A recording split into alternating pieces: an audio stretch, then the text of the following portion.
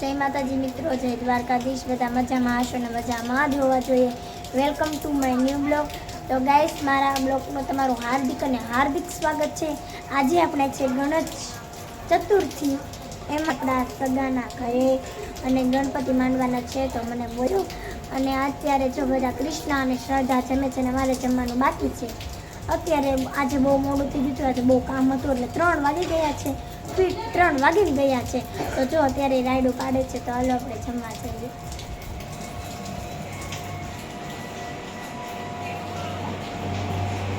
તો તમે બે જમો છો?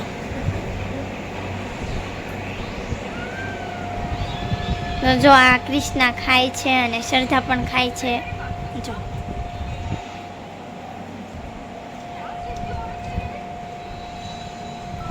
જેઠાલાલ જુએ છે અને મમ્મી સૂતા છે। તો આપણે જમી લઈએ અને પછી પાછા બ્લોકમાં મળીએ। તો પાછી આવી ગઈ છે જમીને। તો જો જમી લીધું છે અને જમીન કરીને કામ પતાવી દીધું છે। જો અહીંયા આપણે શ્રદ્ધાએ કામ પતાવી દીધું। હવે વાસણ ઉટકી નાખ્યા, વાસણ મેં કહી ગયા છે અને મેં ક્લિયર પોતું મારી દીધું છે, તમે જોવો છો। અને કૃષ્ણા મોબાઈલ જોવે છે તારક મહેતા, કારણ કે એને મજા નથી એટલે ન કરતો। હું કામ ન કરું કામ પણ એને પણ કરાવું। તો જોવો છો તમે, બહાર બહુ જ વરસાદ આવે છે, જોઈ શકો છો। હું તમને બતાવીશ, ફોનમાં નહીં બતાવે વધારે ઝાઝો પડતો વરસાદ, પણ છે આમ બહુ। તો તમને શું લાગે છે, આજે આપણે ગણપતિની રેલી કાઢવાની છે અને વરસાદ બંધ થશે કે નહીં થાય? તો ગણપતિ બાપાને પ્રાર્થના કરો કે વરસાદ બંધ થઈ શકે। થઈ તો જશે કદાચ, કારણ કે વરાપ નીકળે છે। તમને બહુ મોબાઈલમાં નહીં બતાવે, પણ જો સેજ તડકા જેવું છે પાક્કું છે, તો તમે જોઈ શકો છો।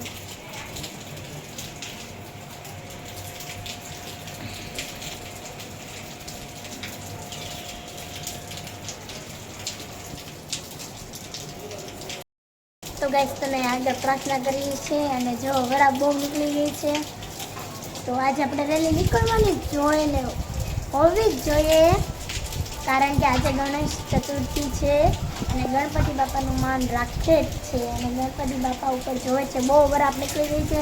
તો ગાઈસ, હમણાં ઘડીક પછી તડકો આવી રહ્યો છે ને હું તમને મિની બ્લોગમાં રહી છું। જો તમે, બહુ વરાપ નીકળી ગઈ છે અને વરસાદ તો ચાલુ જ છે, પણ હમણાં બંધ થઈ જશે। તો ફાઇનલી ગાઈસ, પાછી બ્લોકમાં આવી ગઈ છું અને ગાઈસ તમને કહેતી હતી કે તડકો કે વરાપ નીકળી જશે, તમે બધા પ્રાર્થના કરજો। તો ગાઈસ, તમે જોઈ શકો છો બહુ વરાપ અને તડકો નીકળી ગયો છે, મારી આંખ પણ નથી ખુલતી। અને કોમેન્ટમાં લખજો જય હો ગણપતિ દાદા, તો તમને બતાવીશું કેટલો તડકો છે।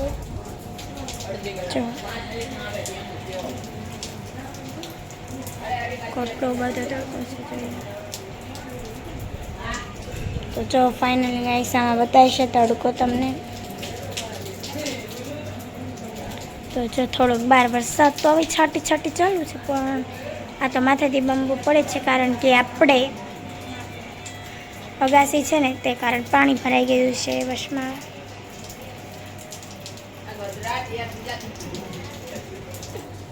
ચાલો પાછા રીલ્સ બનાવવા બ્લોગમાં પાછા આવીએ।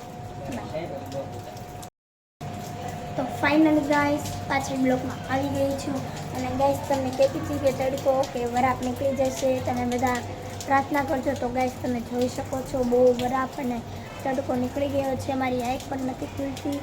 અને કોમેન્ટમાં લખજો જય હો ગણપતિ દાદા, તો તમને બતાવીશું કેટલો તડકો છે।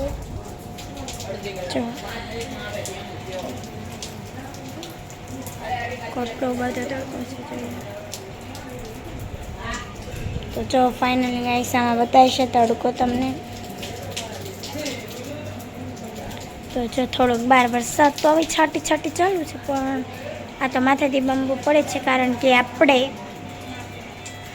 અગાસી છે ને તે કારણ પાણી ભરાઈ ગયું છે વશમાં।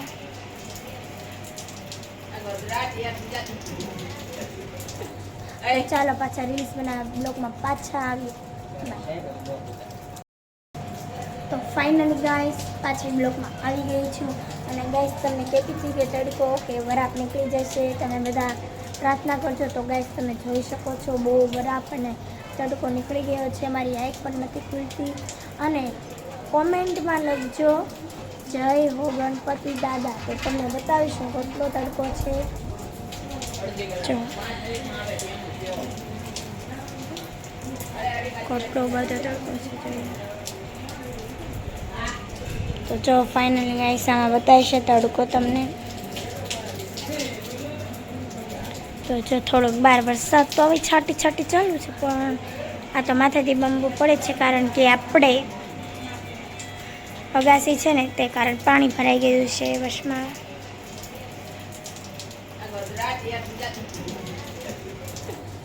ચાલો પાછા રીલ્સ બનાવવા બ્લોગમાં પાછા આવી.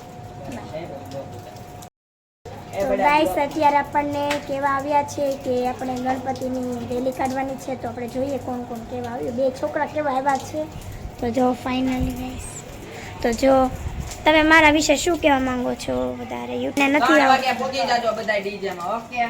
ચાલો તો જો બધા છોકરા કેવા નીકળ્યા છે. તો ગાઈસ આપણે રેલીમાં જવાનું છે, પાક્કું છે.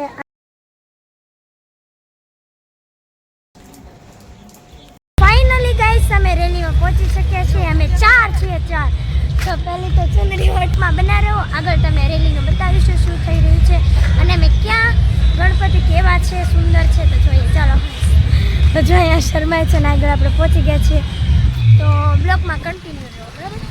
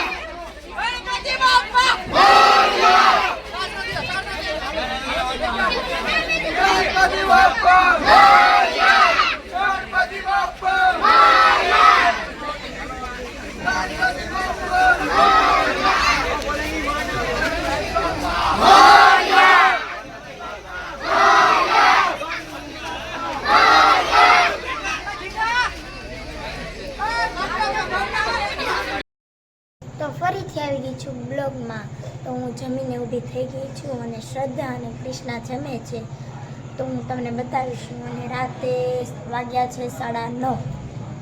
જુઓ છો તમે, રાત થઈ ગઈ છે, જોઈ રહ્યો છો તમે. અને પપ્પા અને મમ્મી બેઠી છે. તો ભાઈ સૂતો છે. તો મારા બ્લોગ ગમે હોય તો લાઈક, કમેન્ટ, શેર અને સબસ્ક્રાઈબ કરવાનું ભૂલતા નહીં. તો ચાલો મળીએ પાછા નવા બ્લોગમાં. બાય.